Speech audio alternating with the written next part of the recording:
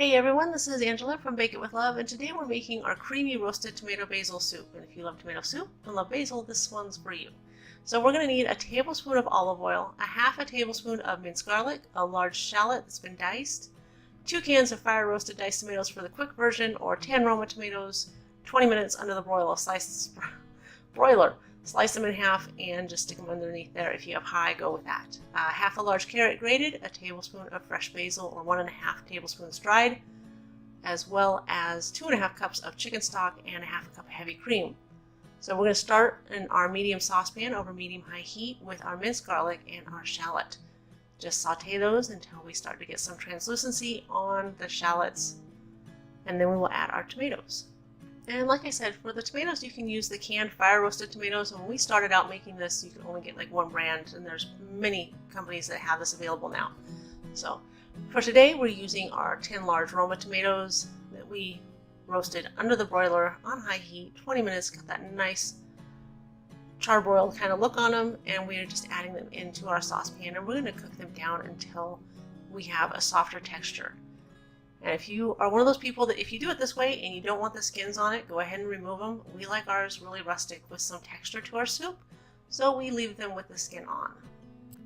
Yeah, in our case, rustic does not necessarily equate to the sloppy version. I just don't like to waste any of my wonderful tomatoes, because all that charbroiling is on that skin, and I want it in my soup. It adds a wonderful flavor, and I just can't let it go. There's our 2.5 cups of chicken broth, and we're going to go ahead and bring that back up to a nice rolling boil, as well as our fresh basil.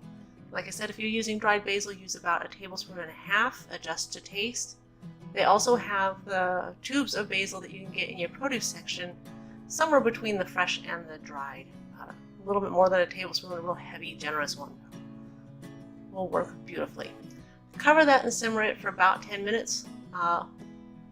A nice low boil here. You don't want it to boil over, so just a high simmer, low boil. And then we're going to puree it, as you see here, with a hand blender. You can also put this directly into a blender if you want. And if you like an ultra creamy, smooth soup, then you can either run it through a sieve or through cheesecloth to remove all the extra bits of texture.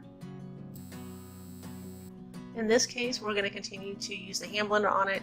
We hit it again because it wasn't quite to the texture that we wanted. So keep doing it until you have your soup the way you want it. And taste and add salt and pepper as you like. When you're using vegetable stock instead of chicken broth, you might need a little bit more salt. And then there's a half a cup of heavy cream in there. I like to taste before and after adding the heavy cream, and adjust from there. And make it your own, whatever way you like it, go with it.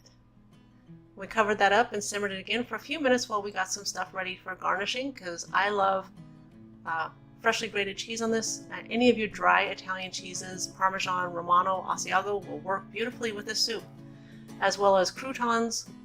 You can throw some basil on there too. And, you know, since grilled cheese goes perfectly with tomato soup, a nice chunky piece of crusty French bread is wonderful with this. Highly recommend it. So yes, please enjoy. This is ready to serve right after you add the heavy cream, but I like to simmer it to include the flavors a little bit more. Anyway, I hope you liked the video. If you did, please remember to give it a big thumbs up. Be sure to subscribe if you haven't already so you don't miss any of our tasty stuff coming up.